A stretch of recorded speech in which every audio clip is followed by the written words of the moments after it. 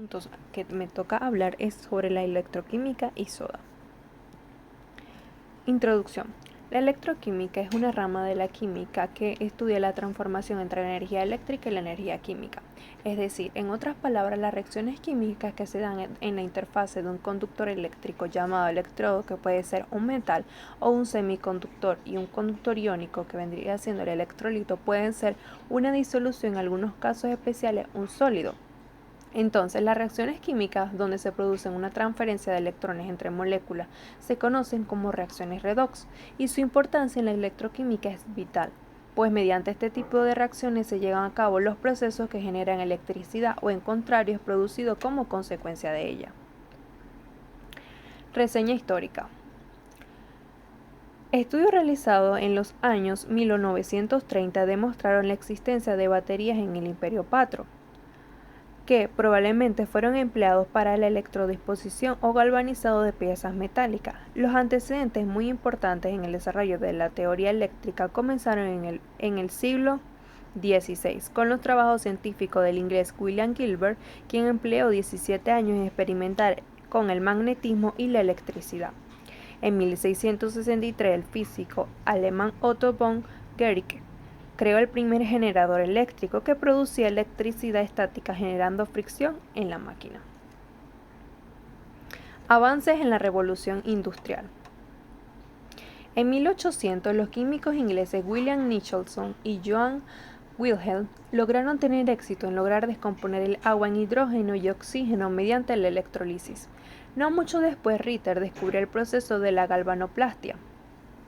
Ritter observó que la cantidad de metal depositado e hidrógeno producido durante el proceso electrolítico depende de la distancia entre los electrodos. Entonces, ya para 1801, Ritter observó que el fenómeno de la termoelectricidad y anticipó el camino para el descubrimiento del fenómeno por Thomas Johann Seebeck.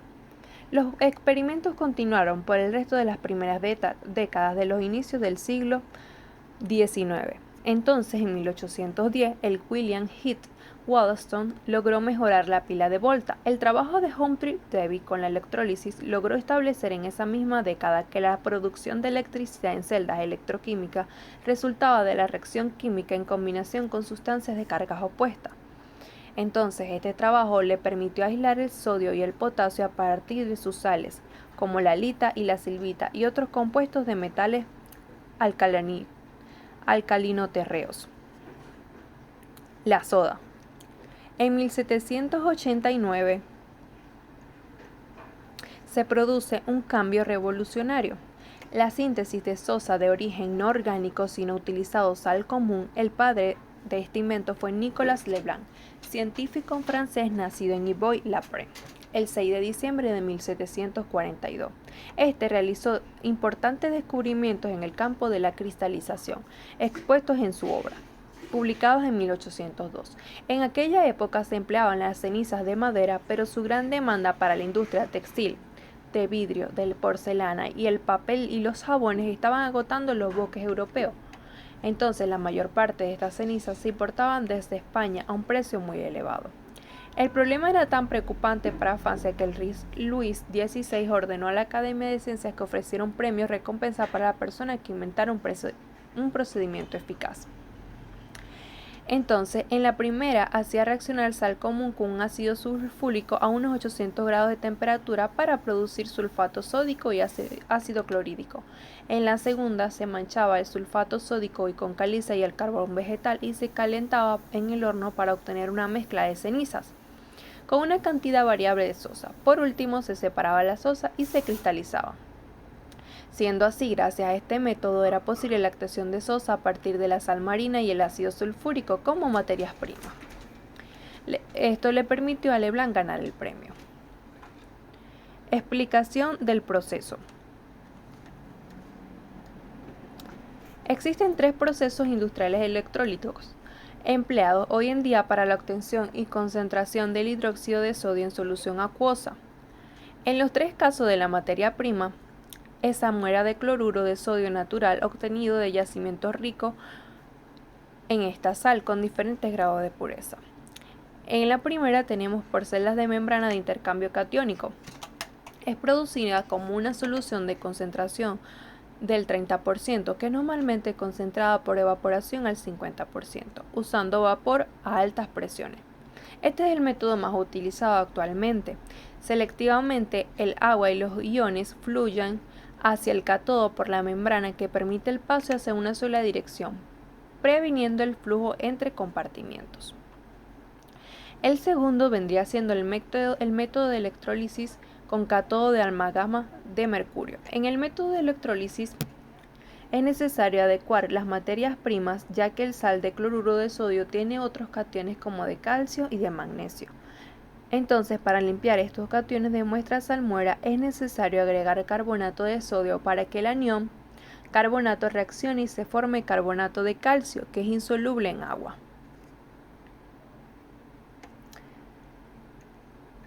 El otro método sería el método de electrólisis por diafragma. Otra forma de electrólisis más ecológica y segura es el diafragma, en donde el tanque está separado por un diagrama de asbesto poroso. En una parte está el ánodo de titanio y en la otra parte está el cátodo de acero. Se hace pasar el voltaje a través de la celda. Entonces los iones de sodio pasan a través de la membrana de asbesto a una solución básica y se forma el hidróxido de sodio, el cloro y el hidrógeno. Salen del electrolizador en forma gaseosa. Operaciones inutarias involucradas. En el proceso de electrólisis se requiere separar los componentes de una mezcla, bien sea para determinar su composición o para purificar los componentes y usarlos en reacciones posteriores. La primera sería la destilación. Es el procedimiento más utilizado para la separación y purificación del líquido y es el que se utiliza siempre para el que se pretende separar un líquido de sus impurezas no volátiles. Segundo, tenemos la evaporación, que consiste en calentar la mezcla hasta el punto de ebullición de uno de los componentes y dejarlo hervir hasta que se evapore totalmente. En el tercero tenemos la decantación.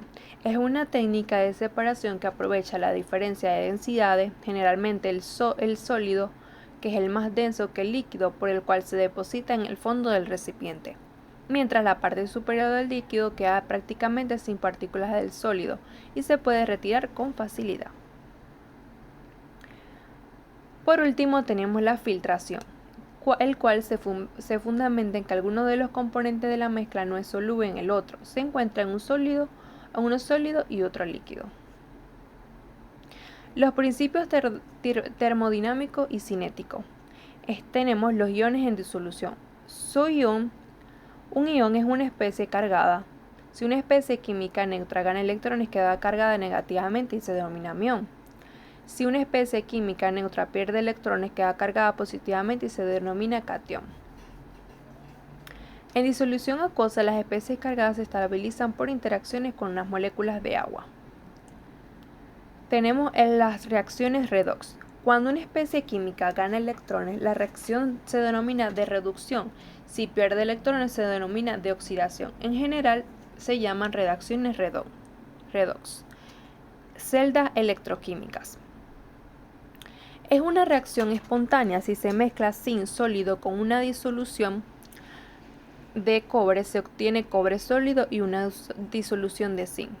Entonces se puede aprovechar la transferencia de electrones si hacemos la reducción y la oxidación por separado, obteniendo así una celda electroquímica. La celda electroquímica consta de dos elementos sumergidos en una disolución de electrolito y conectados por un conductor. Por el conductor circula electrones y por la disolución iones. Potencial de una celda. El potencial de una celda, por otra parte, sabemos que la variación de energía libre nos da el trabajo útil que puede realizar el sistema, en este caso trabajo eléctrico. El trabajo eléctrico es igual a la carga transportada por la diferencia de potencial. Si en la reacción se intercambian electrones cuando una reacción en un mol, la carga será negativa. Entonces, en conclusión, tenemos que el trabajo eléctrico es igual a la carga transportada por la diferencia de potencial. Seguido así tenemos el potencial de membrana,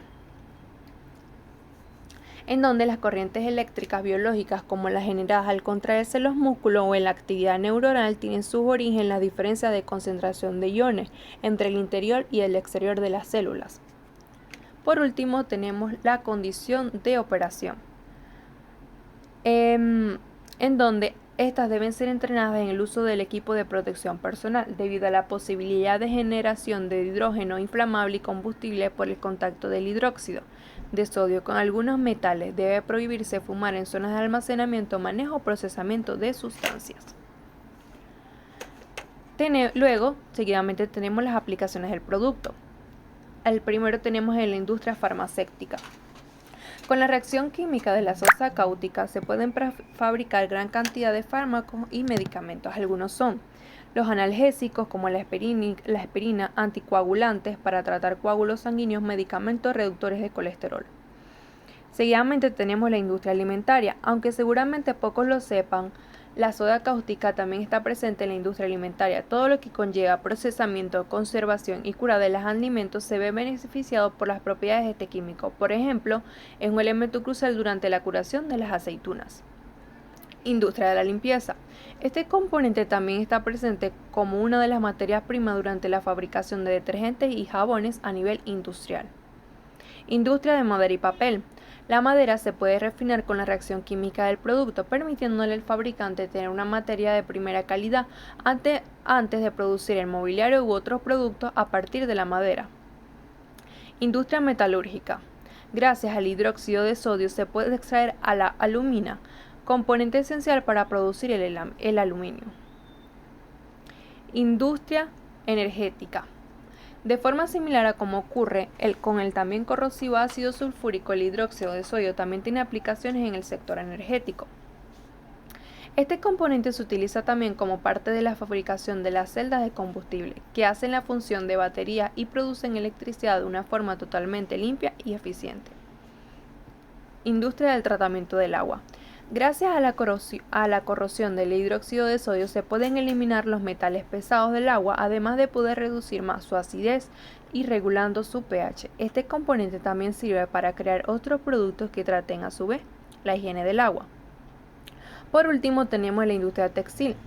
La sosa cáustica también tiene una gran utilidad en la industria de los tejidos a partir de fibra, sobre todo las de algodón. De hecho, el 90% de todo el algodón que se vende debe pasar por un procesado en que el hidróxido de sodio está implicado para conseguir que el algodón tome mejor el tinte que le corresponderá o que quede más blanqueado posteriormente. Luego tenemos las propiedades físicas. Tenemos con un aspecto material sólido cristalino, un color translúcido, un olor inodoro, punto de fusión de 318 grados, punto de ebullición de 1390 grados, presión de vapor de 1,5, densidad relativa de 2,13, viscosidad de 50, densidad aparente de 1000 kilogramos y agua completamente soluble en agua acompañado de una liberación de calor significante. Luego conseguimos la reactividad y estabilidad. La estabilidad, el producto absorbe agua y el dióxido de carbono del aire. Se debe de mantener los recipientes cerrados y sellados. Una de las condiciones que deben evitarse pueden reaccionar violentamente con el agua, ácidos compuestos orgánicos y álcali fuerte. Cuando se encuentra húmedo reacciona con algunos metales generando hidrógeno, que es un gas inflamable. Estos metales son el estaño, aluminio, zinc y bronce. Al hacer contacto con agua puede generar suficiente calor con salpicaduras para inflamar materiales combustibles. Incompatibilidad. Con otras sustancias sería el agua y el ácido. Estabilidad ligeramente reactivo. Producto de descomposición peligrosa ninguno. Polimerización peligrosa no ocurrirá. Materiales y sustancias que se deben evitar son los ácidos, líquidos inflamables, compuestos halógenos orgánicos, compuestos nitrosos, metales antóferos, tales como el aluminio, magnesio y zinc. Luego tenemos el manejo y el almacenamiento. En el manejo se debe evitar el contacto con los ojos y la piel, no respirar sus polvos al manipular este producto, no use lentes de contacto aun con la protección ocular apropiada, y proporcione una ventilación adecuada y use un respirador de cara completa para exposiciones posibles al polvo en exceso. Tenemos el almacenamiento. Mantenga el producto en un recipiente cerrado y debidamente etiquetado en un área seca y bien ventilada, lejos de ácidos como el agua, materiales oxidantes y metales como el estaño, aluminio y zinc. Protéjalo contra daños físicos, no deje que el producto sea expuesto en el aire. El producto recoge la humedad y reacciona con el agua y no lo almacene en tanques subterráneos.